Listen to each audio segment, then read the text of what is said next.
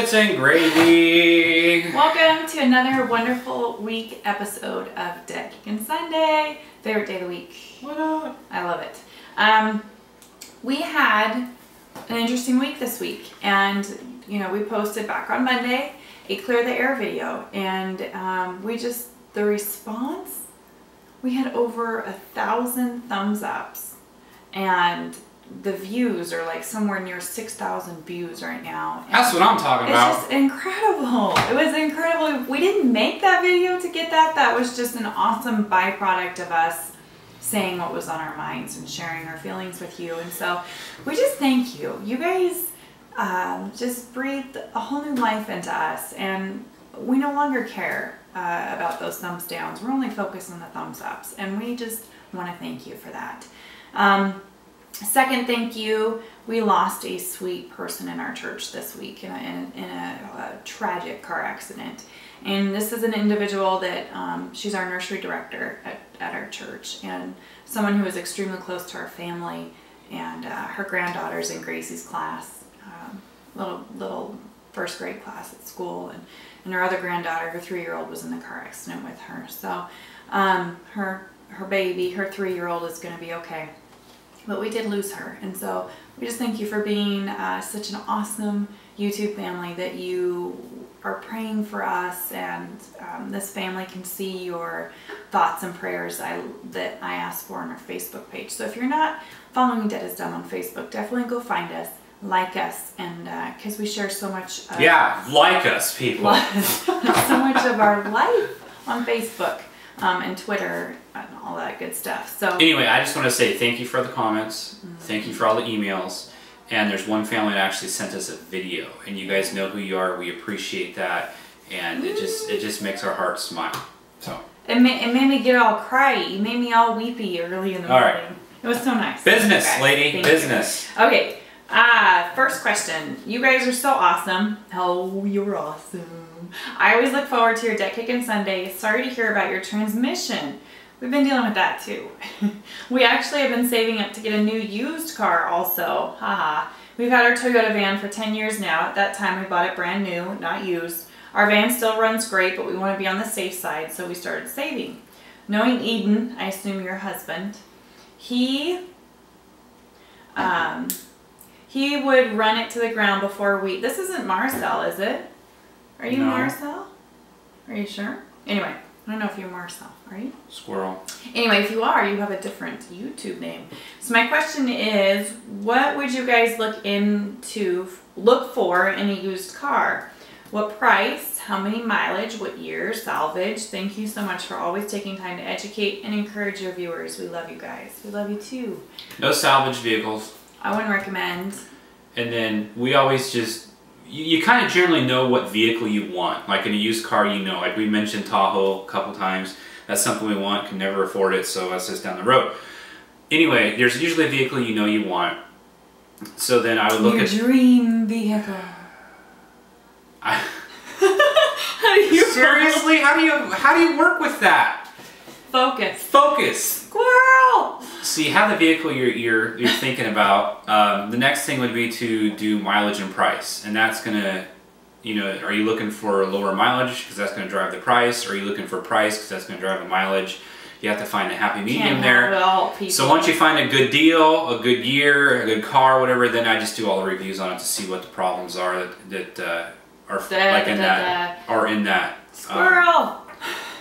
You are not helping me at all. That body style. Like our van, we found out that 4-year span on our van had bad transmissions because we did research on it. So. Guess what we get to buy? Out of process of elimination this week, we get to buy a new transmission. We did, So find the vehicle, determine your price that you want to spend first, then find a good vehicle, I would imagine, that sticks, that is good for your budget. And always have an emergency fund with a used car. There's our ice maker. It's filling up on our fridge. We're like 8 minutes into this video and we haven't even got one question yet. Yes, with used vehicles we are learning the value of getting out of debt and building up your 3 to 6 months emergency fund so you can pay for things like transmissions. Alrighty. Thanks for the question. Look for Deb. Where's Deb at? Confused from England. Please, please, please help. Do you save 1,000 euros first, then start your envelopes in debt kicking? I'm drowning in debt and I just not knowing which way to turn. I love your YouTube channel. Thanks for helping us all get debt free. Oh, okay. Yes, you do save your $1,000. That's for baby step 1. Baby step 1, yeah. You sell stuff. You get rid of things, you cut things so that you can come up with that $1,000 quickly, and then you start getting out of debt. So you have a nice little nest egg, just in case if the bottom falls out, and then you can just start throwing your extra money and any other, after doing your budget, throw any extra money you have at your debt, and then just keep working the baby steps. I love how you guys help each other out. It just warms my heart to see you there for each other. Okay, I'm a single mom and it's just me and my 7-year-old. I started my total money makeover. I cannot read today, you guys. I am sorry. I started my total money makeover at the beginning of September. I have sold many things, canceled some frivolous monthly subscriptions, moved payment dates to fit my weekly paychecks so I could start the envelope system. And just this last weekend had a very successful yard sale. Good job, girl. In 6 weeks, I was able to finish baby step 1. She meant baby step 1. She wrote me down here. And now have my $1,000 emergency fund and have about $500 to send to my first credit card to start baby step 2, and it feels amazing. I buckled down, said no to going out, and just started meal planning. My son actually is loving dinner time as I'm making new things. We enjoyed life, you guys, so much more when we sat down and did a budget. It's amazing. The quality, it's better quality time together. So I get what you're saying. He hasn't asked to go to McDonald's in a month. After reading the book, FPU I assume the Total Money Makeover book, FPU just isn't in the budget yet, but it will be in a few months, and Finding Your Fam on YouTube. I now have control over my spending and already feel 10 times less stressed than I did just 2 months ago. I just wanted to give you guys a big virtual hug and say thank you for the amazing people that you are, your tough love, your amazing motivation you have given me. Thank you and God bless. You just make me smile. Thanks for leaving us that comment. It's awesome. Because you're not just giving us the warm fuzzies, you're telling the rest of the world out there that if this single mom with a 7-year-old can do it, then you can do it too. Buckle down, people. No excuses, guys. I know that you guys said that you don't care about your credit scores, but do you still check your credit report annually for fraudulent activity? Yes. Negative. Well, we have checked it. But we have a credit deal, credit insurance and stuff that checks all that, monthly or whatever we do. We pay for a service, guys, that checks it for us. But yes, you can annually check it for free. And you should. And we if you don't have a service. Yeah, our service does it monthly, like I said. So we actually get it 12 times a year instead of just once a year, which is a good idea. I would also recommend fraud or personal identity theft protection. You guys can get that through your insurance carrier. What is ours, like $9 a month or something like that? It's extremely cheap, and these days with fraud so rampant, it's a smart investment to have and cover your whole family. How do you guys budget for vacations? What is your vacation budget? Well, the last couple of years it's been very, very slim because we've just been doing the camping vacations, and actually on those we've just taken our family night envelope that we fill and our date night envelope that we fill for dates for her and I, and we'll just save those for a couple, 2 or 3 months, and that's enough money for us to go camping for 4 or 5 days. That's how we do it when it's not in the budget. Yeah. You know what, to tell you the truth, this vacation is kind of a fun question. I don't remember a time where we actually saved monthly for vacations to take a big vacation. It's been a long, if ever, we've never done that. So we need to get our 3 to 6 months, especially with this van going out, this transmission. I don't feel comfortable taking a larger vacation. Until things are squared away. Like we got things, you know. Christine and Josh, I got a question for you that I haven't heard addressed yet. We are on baby step 1 still. We live on a farm and have had to use all of our disposable income the last few months to get ready for winter. We will be funding our emergency fund next month. We do not have life insurance currently. Our sole income is my husband's disability payment, so we are not able to get it through an employer. I run the farm, the home, and homeschool. Should we get life insurance privately now and add to our expenses, or wait till we are debt-free? My fear is that if anything ever happened to my husband, I would have 2 kids to take care of as well as the farm and no way to pay off our mountain of debt as I have no personal income. I fear that we would lose everything. I just don't know if we can afford the insurance. But then again, I don't know if we cannot afford to have it. When would you guys advise getting it? I'm really struggling with this. Your help is appreciated. FYI, thanks for always being so loving and joyful. You make me smile. That's awesome. I'll put it this way. We got life insurance when we couldn't afford it. Yeah. At our bottom of our bottom. When we went through Dave Ramsey and we were like, whoa, we should probably have this, because as he's explaining it to us, it's pretty important. And just like you said, it's one of those things that you can't really afford not to have it. So we cut whatever we needed to cut. We stopped spending whatever, and we put it in the budget ASAP and went and got it. Yeah, and we watched, this is another reason why FPU, going through Financial Peace University, is so very important, because there was a lesson in financial peace, and it was called, I don't remember what it was called, but it was about insurance and the roles of insurance is what it was called. And it was about this young man who had a wife. They were newlyweds, and he developed cancer. And because of FPU, they had gone through class and had got their life insurance money. So his new bride was going to be okay. He died 3 days before his little baby was born. But his bride and his baby were okay because of his life insurance. And that was a fear of mine. When our finances are a mess, you just think, how am I going to get out of this if something were to happen to the sole breadwinner in our family? And I remember feeling those things, and that lesson made us come home and look into life insurance. Xander Insurance on Dave Ramsey's website. Xander is a fantastic insurance company. I'd recommend them, and they'll work up a quote, and you get your life insurance. And the sooner you do it, the better. You want term life insurance, 20 or 30-year term. Or depending on your age, it could be 10-year term. It could be 10. Primarily if you have little ones in your house under the age of 18, because past 18, they can get a job and care for themselves, and it's not really your responsibility to have anymore. Depending how you feel, it could be completely different for your family, but that's how we feel. And so we're covered enough for Tennessee. You don't have to push. I know where our girls get it from. I'm cuddling. Anyway, so go get your term life insurance, people. I love you, beautiful. Whatever. Whoa. That's a sign that you need to lose weight.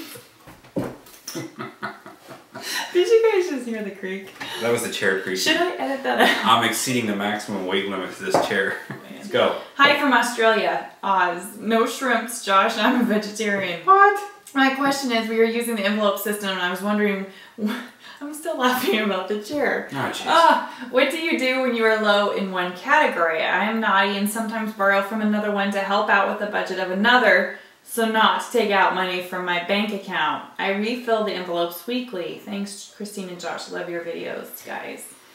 I would strongly recommend not doing that. Because then you're always behind. But the spirit in the family does that.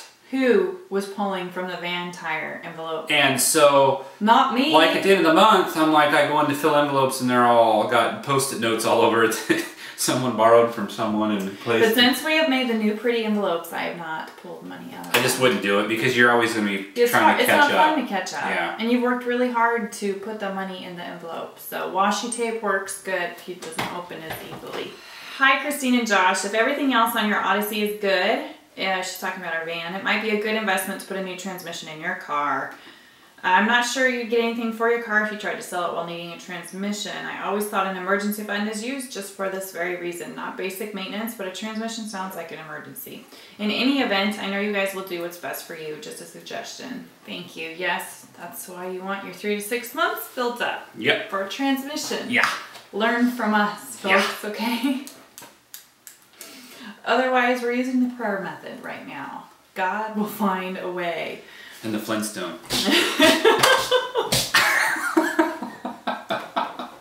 Yabba dabba doo! Oh my goodness. I'm sorry, you guys. I'm here just all over the place. Okay, I love you guys and appreciate all your hard work.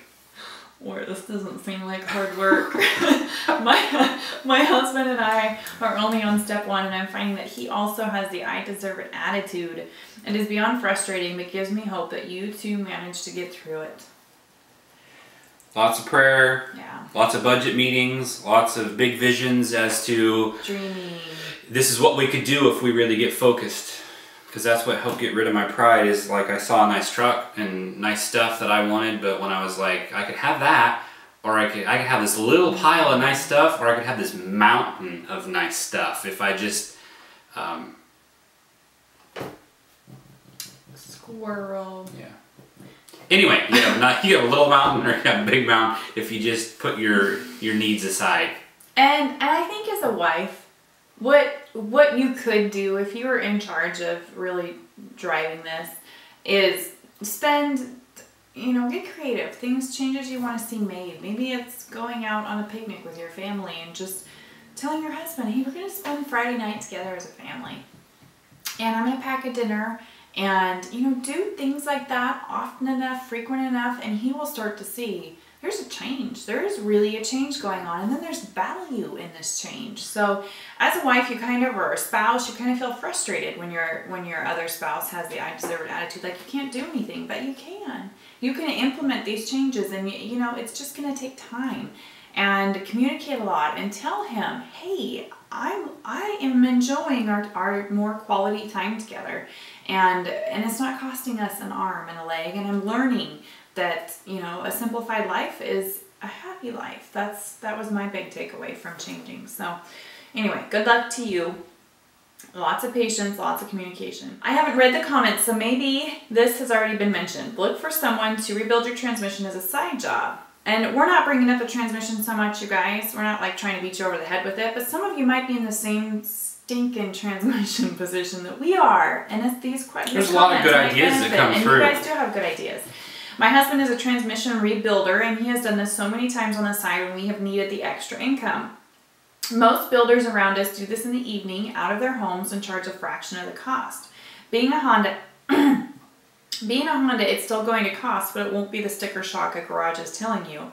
If you don't know anyone that does this, ask around. That is how my husband found most of his side jobs, was by word of mouth. He rebuilt a van like yours several years ago, and of course I don't know what is all wrong with yours versus the one he fixed, but between parts and his labor charge, their bill was under $2,000.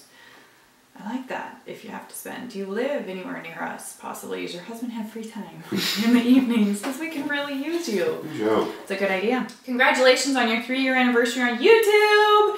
Woo! We need to throw a party. We should have had a YouTube birthday. Cue the confetti!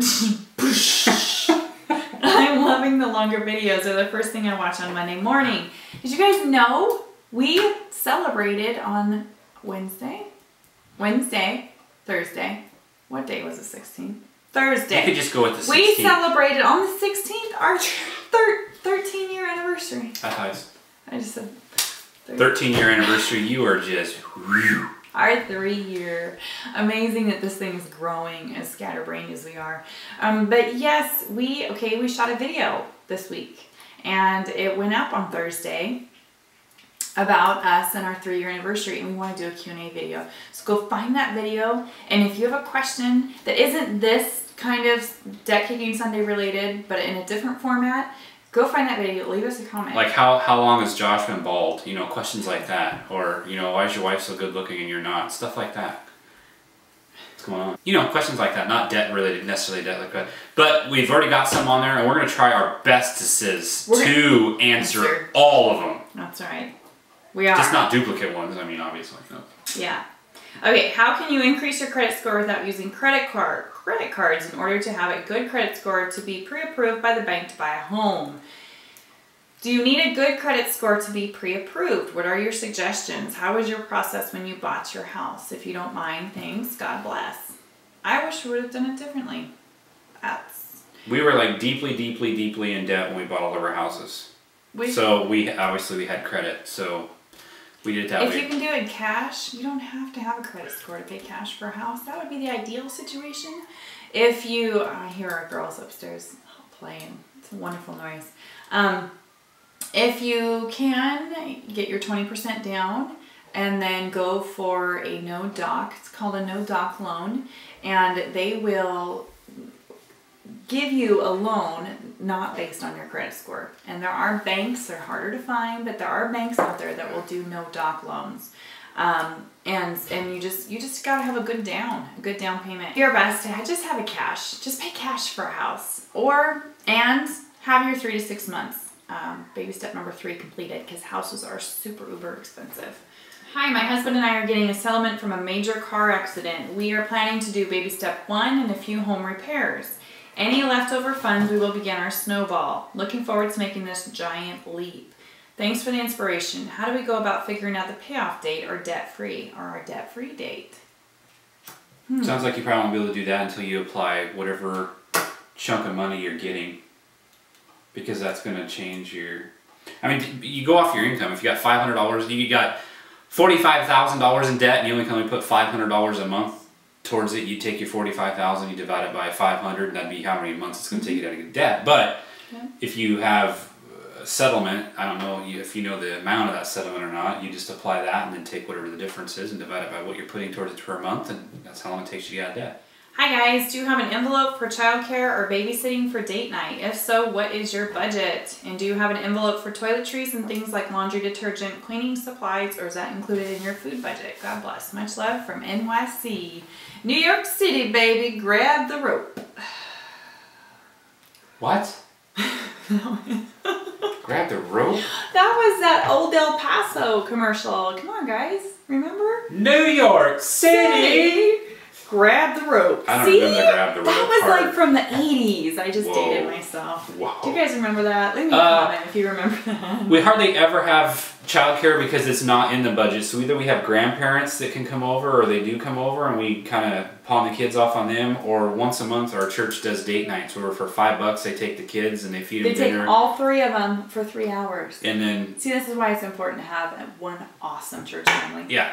But right now we don't really have the money because that's not in the budget, so the kids don't go to daycare or childcare for dates and stuff. I'd love to pay a teen, yeah, but we haven't had it in our budget. No. At all. And no, we don't have envelopes for toiletries and things like laundry detergent. It's in with our grocery list. Yep. Thank you for grabbing the rope, salsa. Oh, I've been a listener to your vlogs for a long time and I've learned so much. I cannot emphasize how much your testimony meant to a lot of people on how you both got on the same page. How do you answer questions to men who say they absolutely cannot find a job in this economy? What is a biblical take on women who take on the whole load for long term and the effects of that? I see more and more women in this situation and it really sucks the life out of someone. Why do women put up with that? That is my question.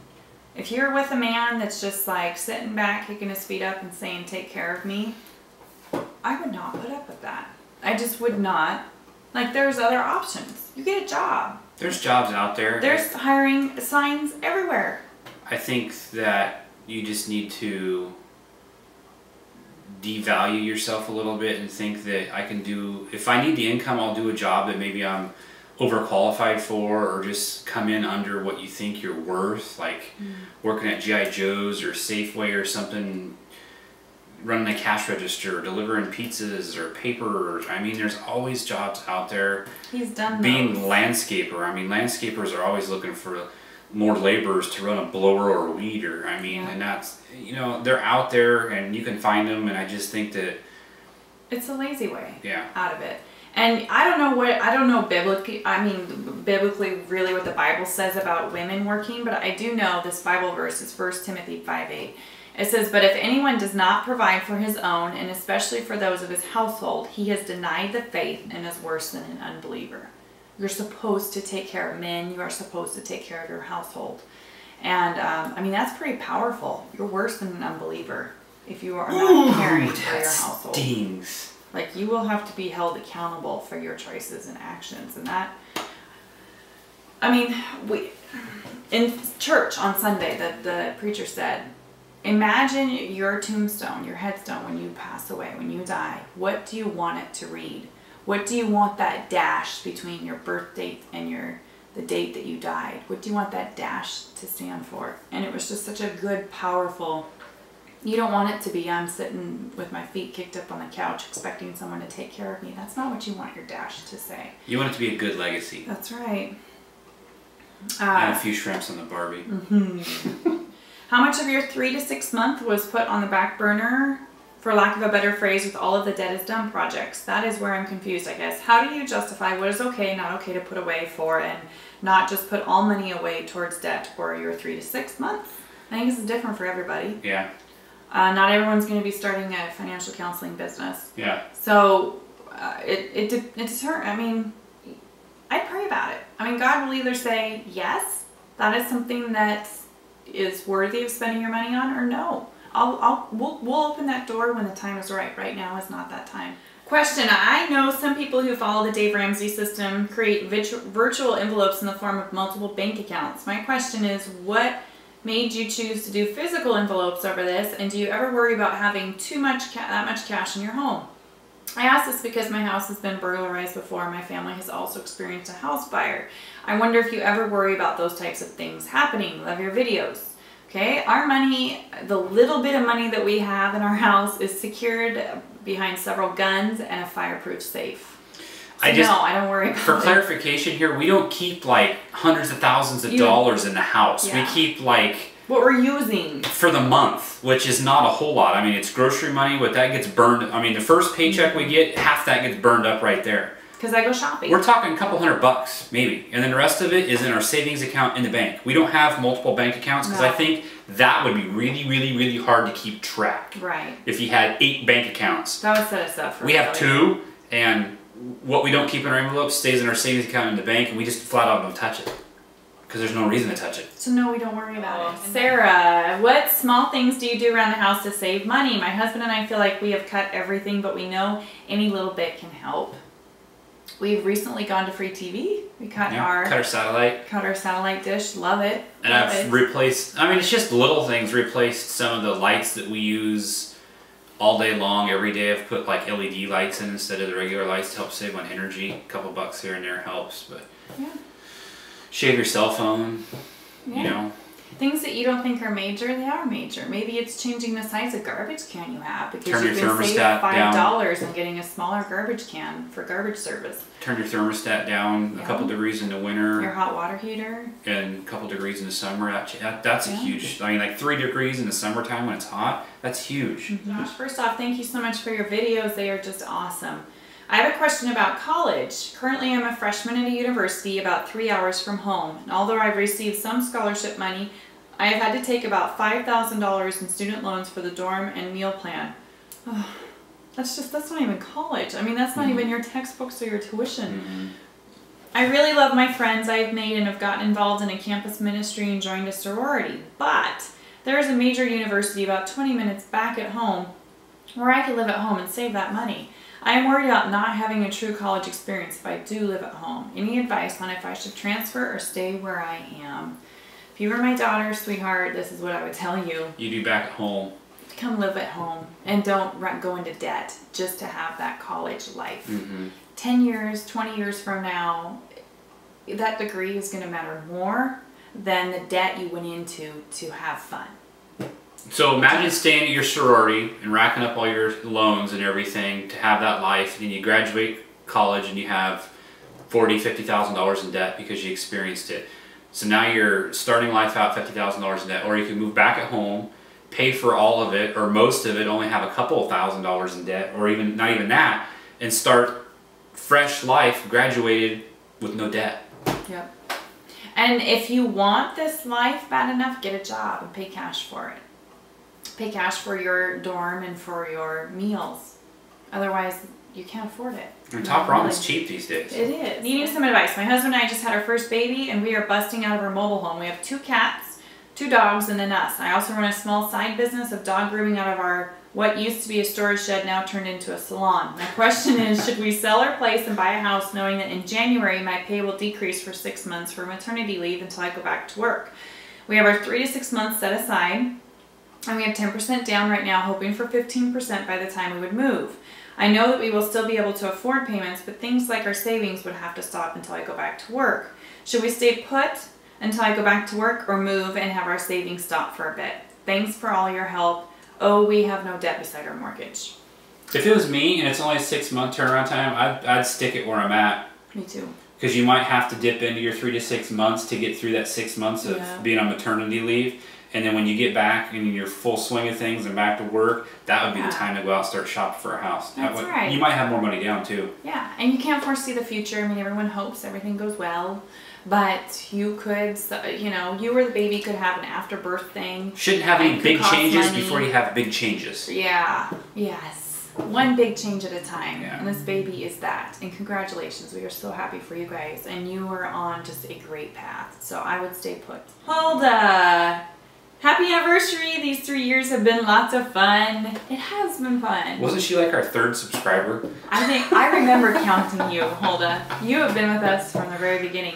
So something I asked on that video, if you guys missed it, leave a comment. You can leave it on the bottom of this video too, of a favorite memory that you've had over the course of our 3 years. I mean, the shrimps and the Barbies is definitely one. Grace's haircut's ranking up there. Everyone liked Grace's haircut. There's just so many great memories. So if one sticks out to you guys, leave it down below. And then also let us know how long you've been watching our videos. Just things like that. It's fun for us to follow you guys. And so we just thank you for all of your questions and being able to answer them. And we just do our best. So if we didn't get to it, please leave it down below again. Say I'm asking again, or I'm asking a 3rd time or a 4th time. Please answer. And we thank you guys. We just thank you for your support. You inspire us. I mean, it goes both ways, but... To 3 more years? To 3. Or 20 more years? 20 more years. Imagine us being like 55 and on YouTube still. We'd be the cool YouTubers. Yeah. Imagine the girls graduating and still on YouTube. Could that happen? That's weird. All right, people. Okay. We'll see you next week. Mwah. Later.